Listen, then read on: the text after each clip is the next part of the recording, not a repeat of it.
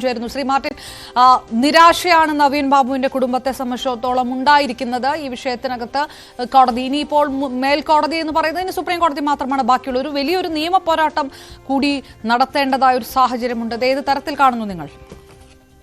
ഇതിനകത്ത് സത്യത്തില് ആ കുടുംബം ആവശ്യപ്പെടുന്നത് ഒരു ചെറിയ നീതിക്ക് വേണ്ടിയിട്ടുള്ള പോരാട്ടമാണ്. കാരണം ഇതിനകത്ത് ഒരുപാട് ദുരൂഹതകൾ നിറഞ്ഞു നിൽക്കുന്നതുകൊണ്ടാണ് CBI അന്വേഷണം ആവശ്യപ്പെടുന്നത്. അതിലെന്താണ് തെറ്റുള്ളത്? അത് ശരിക്കും പറഞ്ഞാൽ അനുവദിച്ചു കൊടുക്കുകയായിരുന്നു ചെയ്യേണ്ടിയിരുന്നത്. പക്ഷേ പ്രോസിക്യൂഷന്റെ ഭാഗത്തും മറ്റും ഉള്ള ഇതുകൊണ്ട് മാത്രമാണ് ഇങ്ങനെ സംഭവിക്കുന്നതെന്നതാണ് എന്റെ ഒരു വിശ്വാസം. കാരണം ഇതിനകത്ത് ഒരു അന്വേഷണവും SIT അവരെ പുതിയൊരു ടീമിനെ അന്വേഷിക്കാൻ വേണ്ടി ചുമതലപ്പെടുത്തിയിട്ടും അവർ വ്യക്തമായ ഒരു അന്വേഷണമൊന്നും നടത്തിയിട്ടില്ല. ഇതിൽ ആദ്യം തന്നെ അന്വേഷിച്ചത് തന്നെ മുഴുവൻ റെക്കോർഡുകളൊക്കെ നശിപ്പിക്കുന്ന രീതിയിലുള്ള ഒരു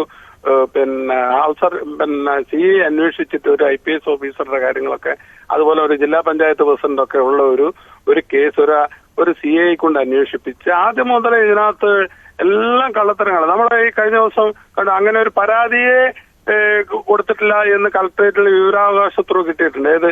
ഏത് നവീൻ ബാബുവിനെതിരെ ഒരു പരാതി പോലും കിട്ടിയിട്ടില്ല എന്നുള്ളത് കണ്ണൂർ കളക്ടറേറ്റിൽ നിന്നും കഴിഞ്ഞ ആഴ്ച വിവരാവകാശം കിട്ടിയിട്ടുണ്ട്. അപ്പൊ ഇതിനകത്ത് ഒരുപാട് ദുരൂഹതകൾ നിറഞ്ഞു നിൽക്കുകയാണ്. ആരാണ് കത്ത് എന്നറിയത്തില്ല. അതുപോലെ തന്നെ മറ്റുള്ള സാഹചര്യങ്ങൾ വാതിലുകൾ തുറന്നിട്ടിരിക്കുന്നു. അതുപോലെ തന്നെ ബോഡിയിൽ രക്തക്കറ ഉണ്ടായിരുന്നു. ഇതൊക്കെ പോസ്റ്റ്മോർട്ടത്തിലില്ല.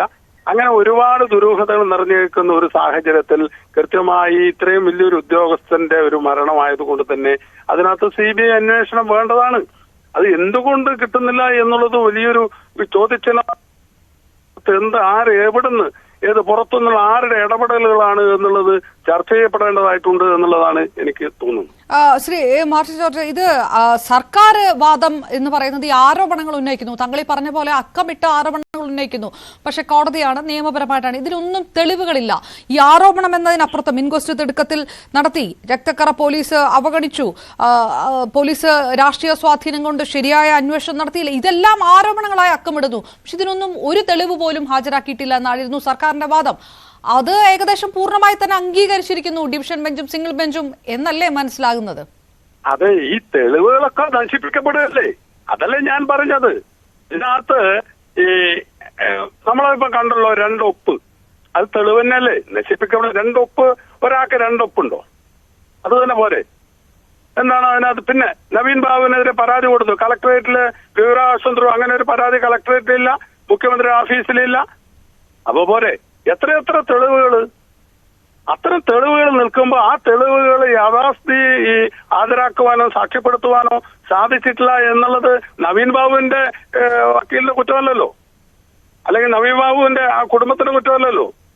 അപ്പൊ അത് കൃത്യമായി ഹാജരാക്കി അതിനെതിരെ നിൽക്കുക. കാരണം ഇതിനകത്ത് CBI അന്വേഷണം വന്നാൽ കൃത്യമായ തെളിവ് ഹാജരാക്കിക്കൊണ്ട് അന്വേഷണം നടത്തിയാൽ ഇതിനകത്ത് വൻ സ്രാവുകൾ കുടുങ്ങും എന്നുള്ളത് കൊണ്ട് തന്നെ ആ ഒരു അന്വേഷണം ഗവൺമെന്റോ CPM ഒരു കാരണവശാലും അംഗീകരിക്കില്ല.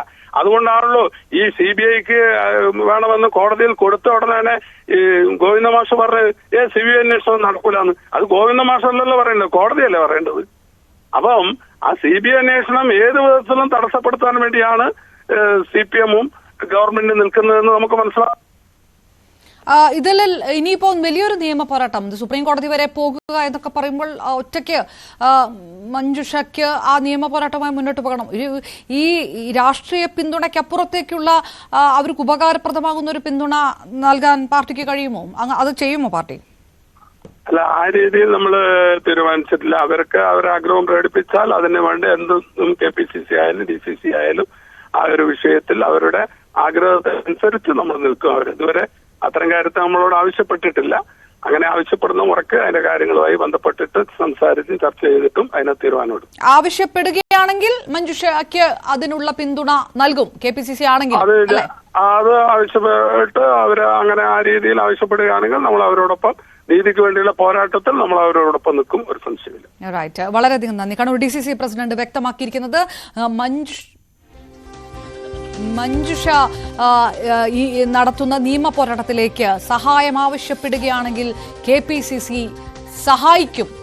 DCCയും കണ്ണൂർ DCCയും KPCCയും സഹായിക്കും എന്നാണ് കണ്ണൂർ DCC പ്രസിഡന്റ് മാർട്ടിൻ ജോർജ് പ്രതികരിച്ചത് ന്യൂസ് 8നോട്.